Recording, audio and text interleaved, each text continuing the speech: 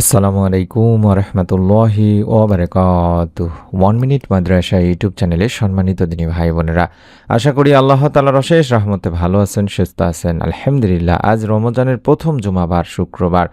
আজ জুমার দিন আসরের পর থেকে শুরু করে মাগরিব পর্যন্ত বা ইফতারের আগ পর্যন্ত এই ছোট্ট দোয়াটি 11 বার পড়বেন।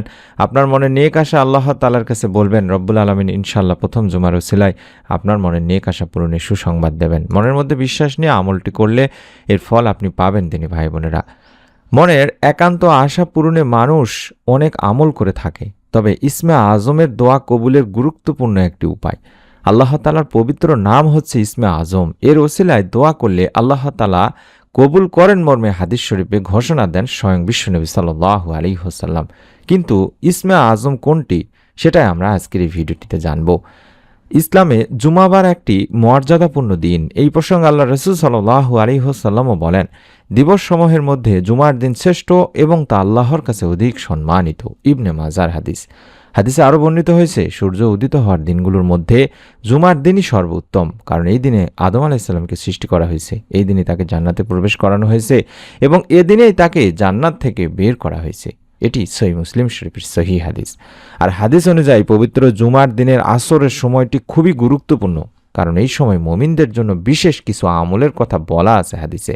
আমলগুলোর মধ্যে রয়েছে দোয়া, জিকির, ইস্তেগফার ইত্যাদি। এছাড়াও আরেকটি আমলের কথা বলা হয়েছে, সেটি হলো বিশেষ নিয়মে দরুদ পাঠের কথা, অর্থাৎ পবিত্র জুমার দিনে দরুদ শরীফ বেশি বেশি করে পড়তে হবে দিনী ভাই বোনেরা।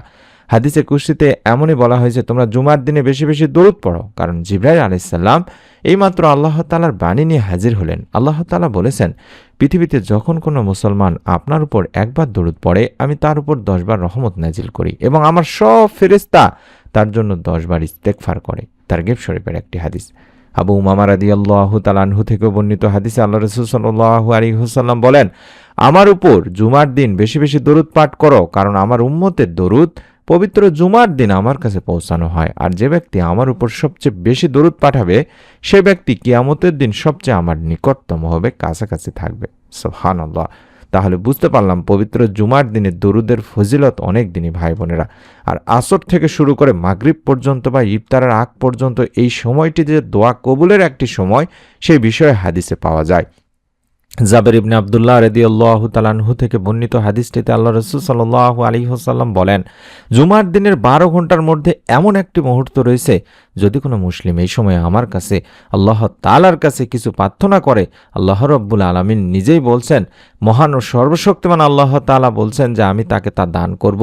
তোমরা এই মুহূর্তটি আসর থেকে শুরু করে মাগরিব পর্যন্ত বা আসরের শেষ সময় পর্যন্ত অনুসন্ধান করতে থাকো। অর্থাৎ আসরের শেষ সময় বলতে সূর্য ডোবার আগ মুহূর্তকে বোঝানো হয় দিনী ভাই বোনেরা। আব্দুল্লাহ ইবনে সালাম রাদিয়াল্লাহু তাআলা আনহু থেকে আরও বলা হয়েছে যে জুমাবারে বা শুক্রবার আসরের পর থেকে সূর্যাস্ত পর্যন্ত দোয়া কবুল হয়। বিখ্যাত সিরাত গ্রন্থ জাদুল মাওয়াদেও এটি আছে যে জুমার দিন আসরের নামাজ আদায়ের পর দোয়া কবুল হয়। তাই আমরা এই সময় ইসমে আজমের কার্যকরী পরীক্ষিত এই দোয়াটি করব। আল্লাহ রাসূল সাল্লাল্লাহু আলাইহি ওয়াসাল্লাম ইসমে আজম সম্পর্কে কিছু বিশেষ বাক্যের দিক নির্দেশনা দিয়েছেন, আর তা হলো হযরত আব্দুল্লাহ ইবনে রুবাইদ আল আসলামী রাদিয়াল্লাহু তাআলা আনহু তার বাবা থেকে বর্ণনা করেছেন, আল্লাহ রাসূল সাল্লাল্লাহু আলাইহি ওয়াসাল্লাম এক ব্যক্তিকে তার দোয়া এভাবে বলতে শোনেন, অর্থাৎ এটি হলো ইসমে আজম। এটাই আমাদেরকে পড়তে হবে দিনী ভাই বোনেরা, অন্তত ছোট্ট একটি নিয়ম মেনে। আল্লাহুম্মা ইন্নী আসআলুকা বিআন্নী আশহাদু আন্নাকা আনতাল্লাহ লা ইলাহা ইল্লা আনতাল আহাদুস সামাদুল্লাযী লাম ইয়ালিদ ওয়া লাম ইউলাদ ওয়া লাম ইয়াকুল লাহু কুফুয়ান আহাদ। আবারও বলছি, আল্লাহুম্মা ইন্নী আসআলুকা বিআন্নী আশহাদু আন্নাকা আনতাল্লাহ লা ইলাহা ইল্লা আনতাল আহাদুস সামাদুল্লাযী লাম ইয়ালিদ ওয়া লাম ইউলাদ ওয়া লাম ইয়াকুল লাহু কুফুয়ান আহাদ।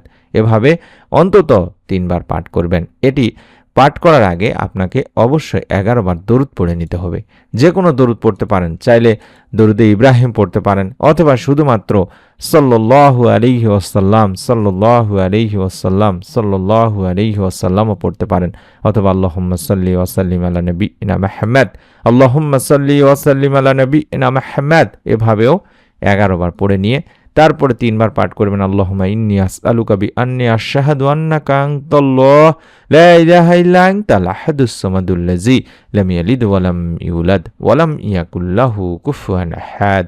এভাবে 3 বার পাঠ করবেন। এখানে আমরা বলছি যে হে আল্লাহ, আমি তোমার কাছে প্রার্থনা করছি আর সাক্ষ্য দিচ্ছি যে তুমি একমাত্র আল্লাহ, তুমি ছাড়া অন্য কোনো মাবুদ নেই, তুমি একক সত্তা স্বয়ং সম্পূর্ণ, যিনি কাউকে জন্ম দেননি এবং তাকেও কেউ জন্ম দেয়নি, আর তার সমকক্ষ কেউ নেই। আল্লাহ রসুল সাল্লাল্লাহু আলাইহি ওয়াসাল্লাম ওই ব্যক্তির মুখে এই বাক্যগুলো বা দোয়াটি শুনে তখন বললেন, সেই মহান সত্তার শপথ যার হাতে আমার জীবন, নিঃসন্দেহে এই লোক আল্লাহর মহান নাম অর্থাৎ আল্লাহ তাআলার ইসমে আজমের নামের ওসিলায় তার কাছে প্রার্থনা করেছে।